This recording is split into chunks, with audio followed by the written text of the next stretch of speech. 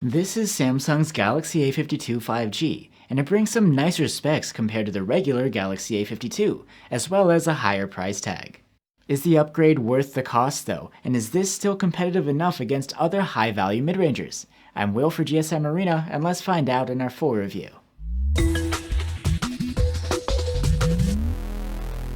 The Galaxy A52 5G brings the same style as other recent Samsung mid-rangers, with a pastel color scheme and soft matte finish. It's actually really hard to tell this apart from the regular Galaxy A52, and the similar name doesn't make things any easier.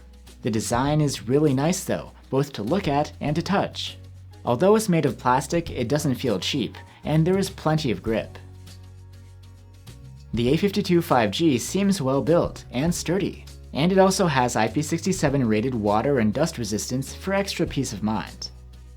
One of the major differences from the regular A52 is in the display. It's a 6.5-inch Super AMOLED with a 1080p resolution and Gorilla Glass 5 protection, and actually that's all the same. But here you get a 120Hz refresh rate compared to 90Hz on the other model. This means that swiping and scrolling content on screen looks that much smoother.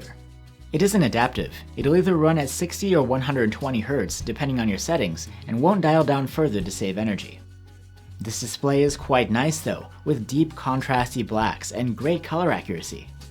Max brightness is good too. We measured up to 380 nits when using the manual slider, and it boosts up to 790 nits in auto mode when out in bright sun. And while the Galaxy A52 5G isn't advertised as having an HDR10 screen, we were able to stream that sort of content from YouTube at least.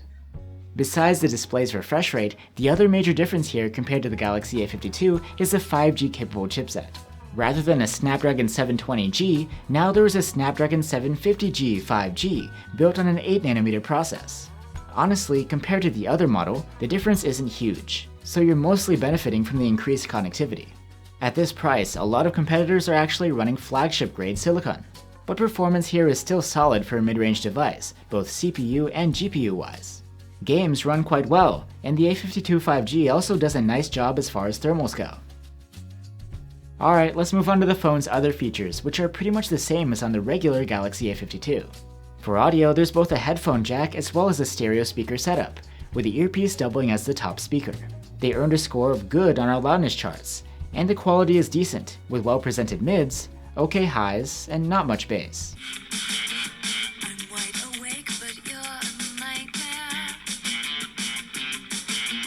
Waking up and unlocking the A52 5G can be done with the under-display fingerprint reader. It's accurate and responsive. And you get 128 or 256 gigs of storage on the A52 5G, and it is expandable through microSD. The interface of the A52 5G is Samsung's latest One UI 3.1 based on Android 11. It's clean-looking yet feature-packed, and comes with the promise of plenty of software support down the road. There are quite a few Android 11 features included here, such as improved media controls within the notification shade. One feature that we really like is the option to pin apps to the top of the menu for share options. And you get Samsung features like the Edge panel, which is a convenient place to store shortcuts. There's a game launcher too, which acts as a hub for your games and provides things like Do Not Disturb options. Powering the phone is a 4500 mAh battery, the same as in the A52, but actually battery life is a bit better here. The 5G model earned an endurance rating of 111 hours in our proprietary tests. Charging speed is nothing special though. The phone comes with a 15-watt adapter in the box, and with it, we were able to charge from 0 to 34% in half an hour. A full charge took an hour and 40 minutes.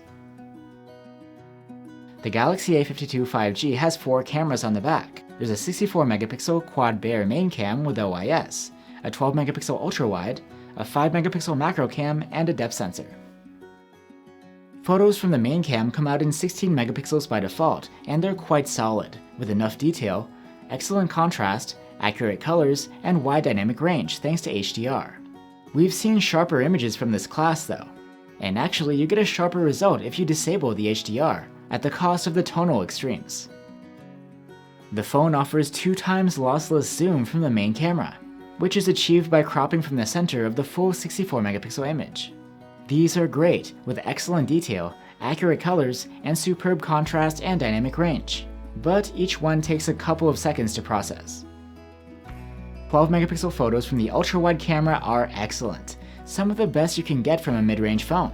The noise reduction is gentle, resulting in a good level of detail, and you get commendable colors and contrast, as well as dynamic range. The distortion correction is proficient too.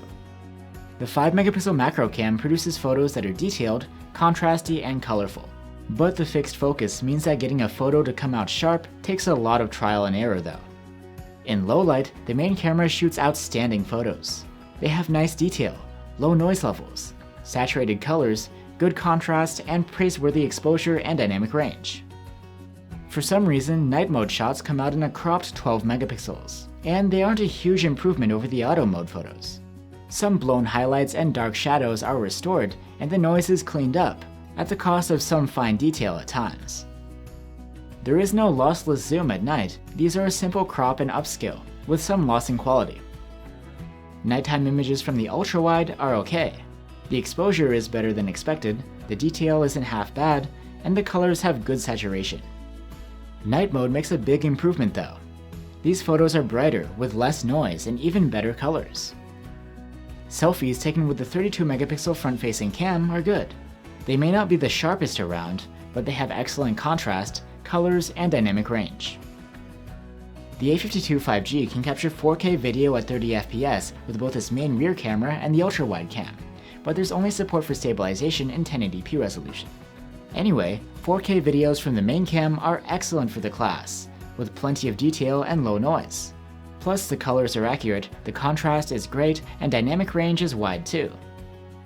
The ultra-wide's 4K footage is noisier than the main cam's, and there is some softness near the corners of the frame. It's still quite nice though, with excellent detail in the center of the frame, accurate colors, good contrast, and outstanding dynamic range. So that's the Samsung Galaxy A52 5G. You get a snazzy, soft matte design, a 120Hz AMOLED screen, a solid 5G-enabled chipset, good battery life, stereo speakers, and Samsung software support. Plus there's a great all-around camera experience too. It all sounds great, so what's there to complain about? Well, for the moment, it's the price. The A52 5G costs quite a bit more than the regular A52, and it's hard to justify spending that much more money just for 5G and a faster refresh rate. For this kind of cash, you can find phones with more powerful chipsets and faster charging too. So while the A52 5G is a great device, unless its price goes down, it's tough to recommend. Thanks for watching guys, stay safe and see you on the next one.